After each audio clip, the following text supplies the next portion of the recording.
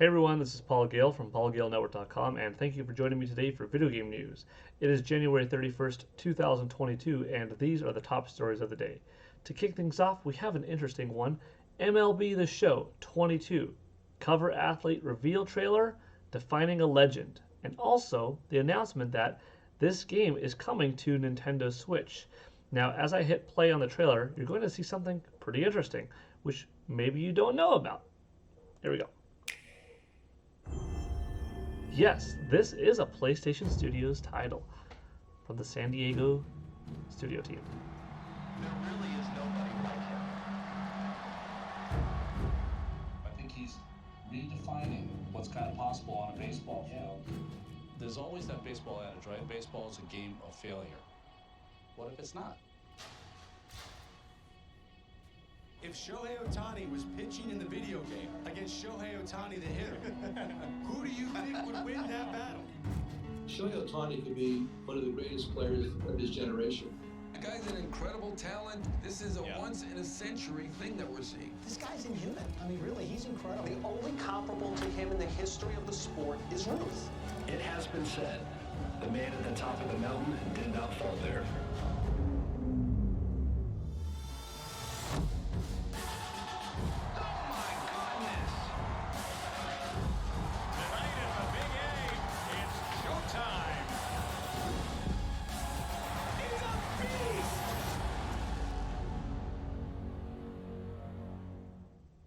So there you have it. That is pretty cool news today. MLB The Show has not been on a Nintendo platform before. MLB The Show 22, we've got our cover reveal, but then also, it's coming to Nintendo Switch right alongside the other platforms. And some folks that don't necessarily follow all the video game news wouldn't necessarily know that this is a PlayStation Studios title. So to get that logo right after the Nintendo Switch logo is kind of neat. And the game will be out in April 5th. Pre-orders available now. This should go down as being the best-selling baseball game of all time, I think. I think it stands a good chance, provided that the Nintendo Switch version is good, it's solid, it has positive word of mouth. The game usually does very well on the PlayStation 4 platform anyways, and now it'll be on PlayStation 5 and on Xbox Series X and Nintendo Switch. So one more platform of availability is just that much better. Also, provided this version is well received, I think people are going to pick it up by the millions, potentially. Could be a couple million seller on this system, which will just overall add to how many people have it in total. The draw of a baseball game on portable, taking your stats, taking your experience with you on the go, is pretty attractive. All right, next up, speaking of PlayStation news, this one is just about as big as you could get. Bungie announced today the following on Twitter. Bungie has limitless potential to unite friends around the world. We have found a partner in PlayStation that shares our dream and is committed to accelerating our creative vision of building generations-spanning entertainment. Our journey begins today. Yes, PlayStation has acquired Bungie for $3.6 billion. And this comes to us just a week or so after Microsoft purchased Activision for $69.3 billion. So a much more affordable acquisition, but you're really getting a team here. You're not really getting tons of IP and tons of sub-studios within a company like Activision. You're getting a team in Bungie. These are the original creators, after all, of Halo. Will Bungie create something new on the Sony platform?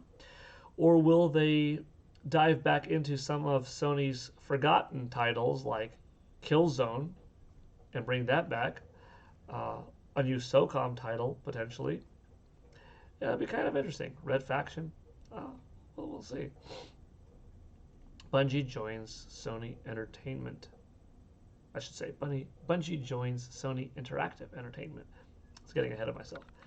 Bungie joins Sony Interactive Entertainment, SIE. We believe games have limitless potential and that to do anything worthwhile in entertainment, we must bet big on our vision, on our studio, and on our incredible team of trusted creators who build unforgettable worlds that truly matter to people. In SIE, we have found a partner who unconditionally support us in all we are and who wants to accelerate our vision to create generation-spanning entertainment, all while preserving the creative independence that beats in Bungie's heart. Like us, SIE believes that game worlds are only the beginning of what our IPs can become. Together, we share a dream of creating and fostering iconic franchises that unite friends around the world, families across generations, and fans across multiple platforms and entertainment mediums. Today, Bungie begins our creative journey to become a multimedia entertainment company. Wow. It's pretty big news. Let me know what you think. Are you happy for this? Do you view this as reactionary, or probably more realistically, something that was behind the scenes? These deals take a long time, more than just weeks, typically months, maybe years, but in all likelihood, this was being talked about for several months. Is it possible that this was a quick twitch reaction decision to Microsoft and its publicly known Activision acquisition announcement?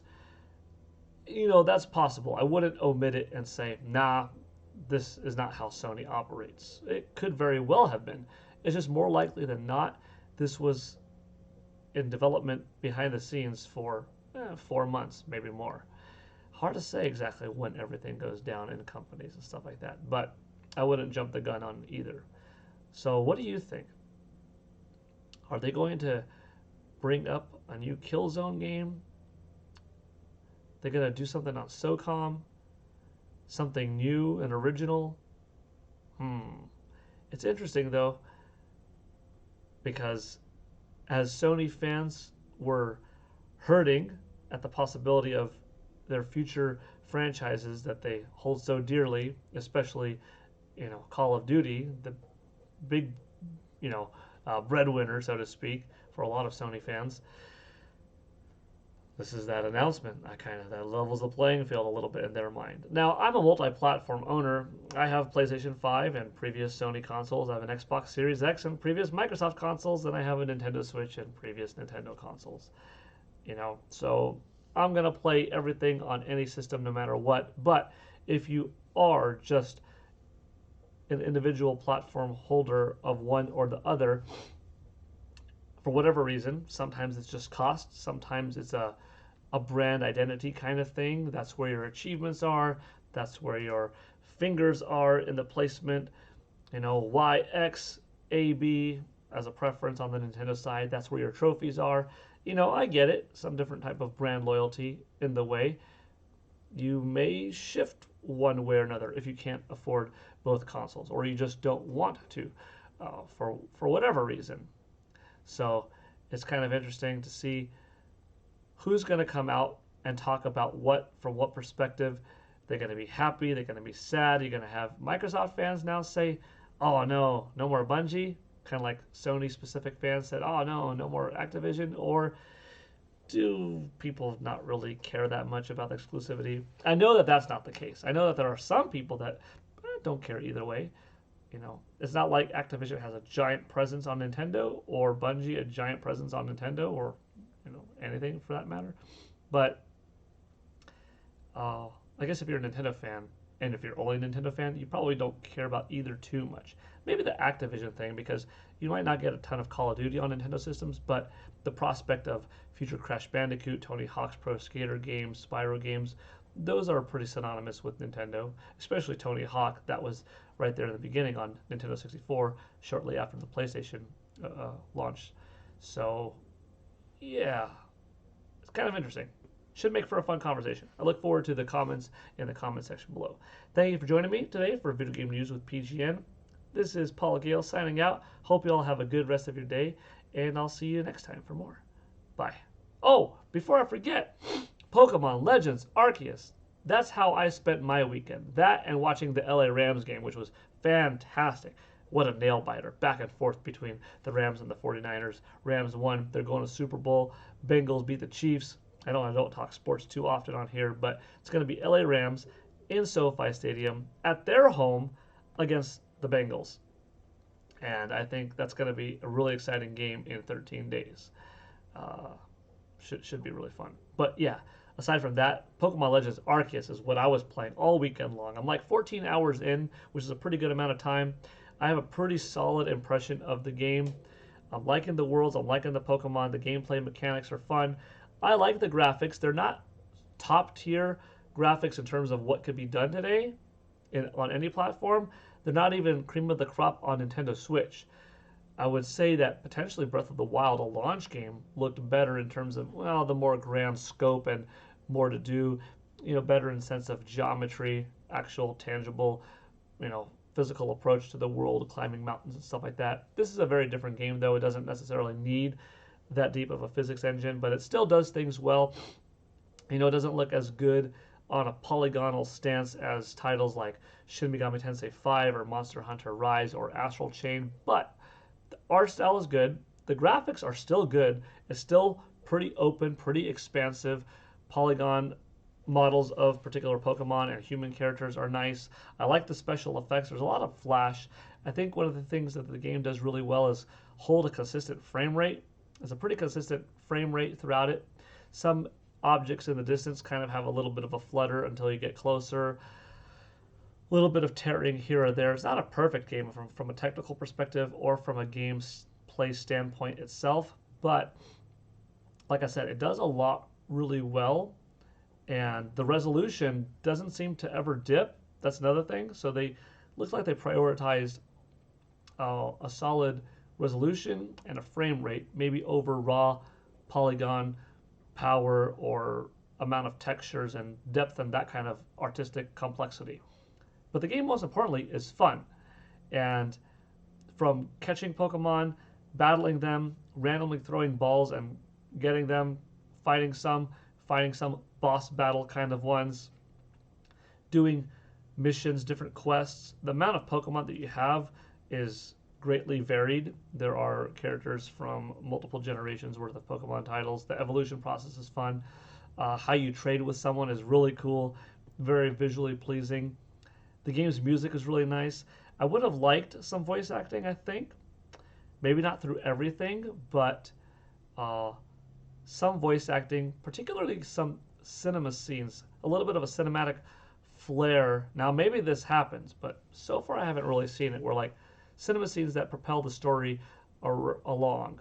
And they do exist like before and after like boss battles kind of, but like some different, more powerful, more meaningful cinema scenes, like hand-drawn anime style art or otherwise, could be even in-game or something spruced up like an FMV, along with some FMV time for voice acting, like a Skyward Sword didn't have a ton of voice acting like Breath of the Wild did, but throughout the scenes, orchestral music, and as the characters were speaking in text, you heard certain sound effects that added flair to it. That could have had a little bit of benefit here. But overall, so much more good than not, that like the game is sitting around that it truly is great, really good, great. To me, really good, great is like 8.3, 8.6 kind of territory. I don't have a final score yet, but I would say it's definitely better than good. It's definitely better than just really good. I would say it is a great game. Not excellent. The fun I'm having is excellent. The fun factor on that side is excellent. I'm having a really, really good time. I'm having a lot of fun with it. But some of the mechanical issues, some of the visual hiccup a little bit. Sometimes a Pokemon in the distance, they're kind of funny animation as you get closer. Boom. So not perfect necessarily. But, far fewer things that are wrong or not in it than what is in it. I hope that the Pokemon Company, that Nintendo, that Game Freak takes this formula and goes forward and gives us more to come, whether they take this approach to future generations or just future Legends titles. I like what I'm seeing here a lot. Let it be a solid foundation that you expand upon later on. Okay, that's what I wanted to finish today with. Thank you all for watching. This is PGN signing out. Hope you have a good one. Take it easy. Bye.